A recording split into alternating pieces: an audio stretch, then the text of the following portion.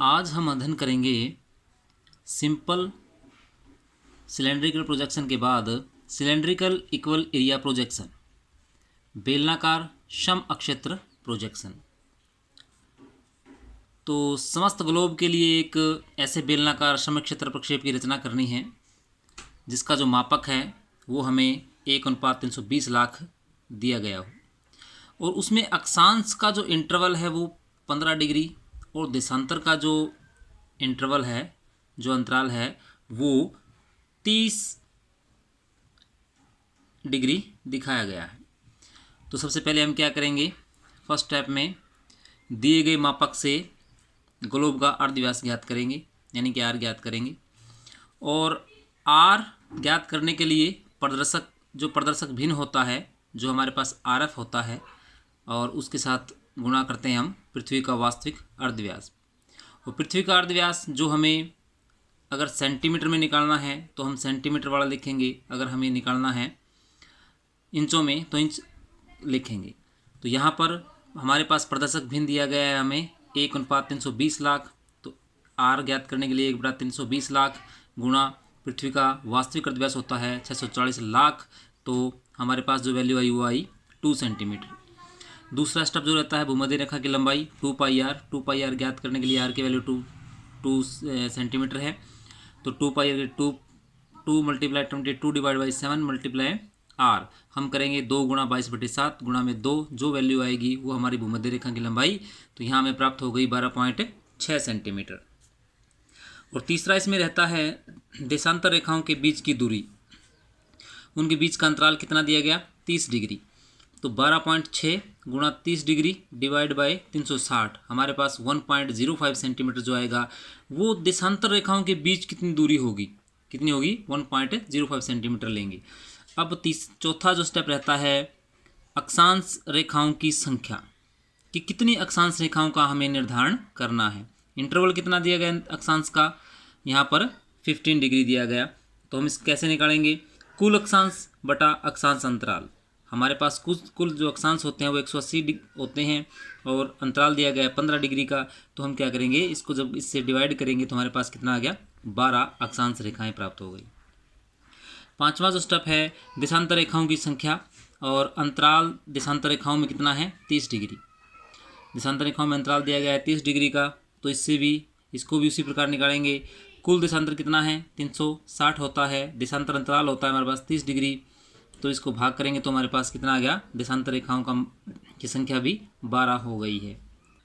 इस प्रोजेक्शन की रचना करना बहुत आसान है। हमारे पास जो आर आया था उसकी वैल्यू 2 सेंटीमीटर थी। अब 2 सेंटीमीटर चाप का एक प्रकार खोलिए और एक वृत्त का निर्माण करिए।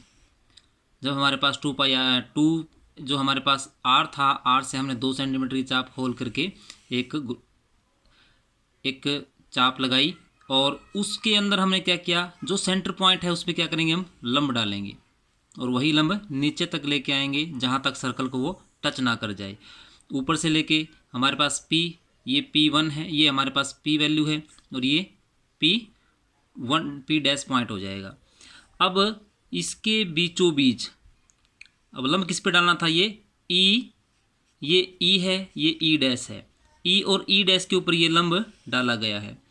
तो अब जो हमारा ये सेंटर जो पॉइंट है, यहाँ से ये और ये 90 डिग्री का कोण हो गया। सबसे पहले हम क्या करेंगे, यहाँ पर अंतराल देखो, हमारे पास अंतराल कितना था अक्षांशों का 15 डिग्री। तो यहाँ सबसे पहले क्या लगाएंगे भाई, 15 डिग्री की चाप। पहले 60 का काटते हैं, 60 से 30 काटते हैं, 30 से फिर 15 काटते हैं, इधर ऊपर काटते चले जाएंगे। ऊपर में हम देखें तो 60 से यहाँ हमारे पास 75 आ गया है, ये 90 तक हम काटते चले जाएंगे, यानी कि 15, 30, 45 और 60, 75 और 90। यहाँ पर 15-15 डिग्री का गैप दे करके हम कोण काटेंगे। वही सेम हम ऊपर से लेके 15 डिग्री से नीचे तक 90 डिग्री तक काटेंगे। हर 15 ये डी की सहायता से हम इसको डिवाइड कर सकते हैं।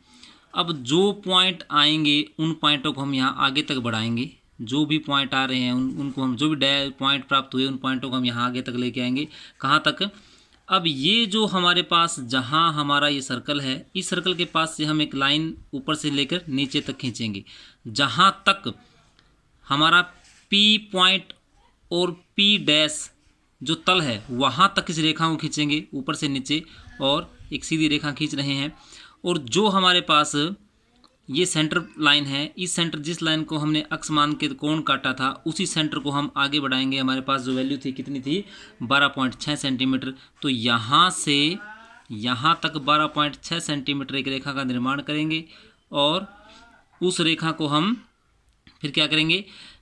1.05 सेंटीमीटर के भागों में डिवाइड करेंगे, तो ये पूरी रेखा 12 समान भागों में बंट जाएगी।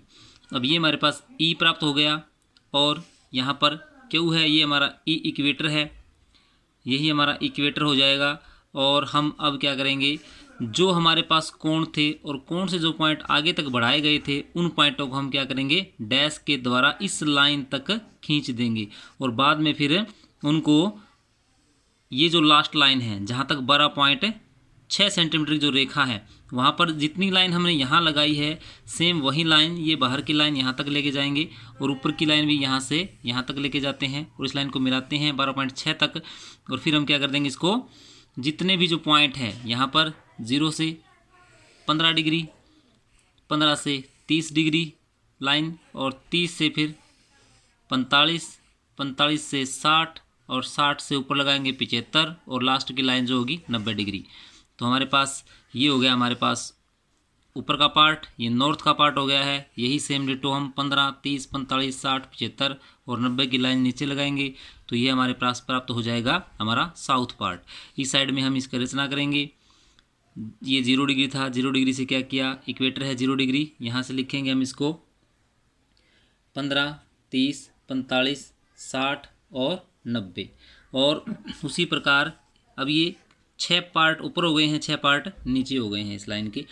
दूसरा, अब हमने जो 1.05 सेंटीमीटर के चाप लगा करके जो 12 समान भागों में बांटा था हमारी भूमध्य रेखा को, अब उसको क्या करेंगे? ऊपर से नीचे तक मिलाते जाएंगे, और जो सेंटर लाइन होगी 6 इधर और 6 इधर, 0 डिग्री, इसको 0 डिग्री मानते हैं, तो 1, 2, 3, 4, 5, 6, और इधर भी 1, 2, 3, 4, 5, 6।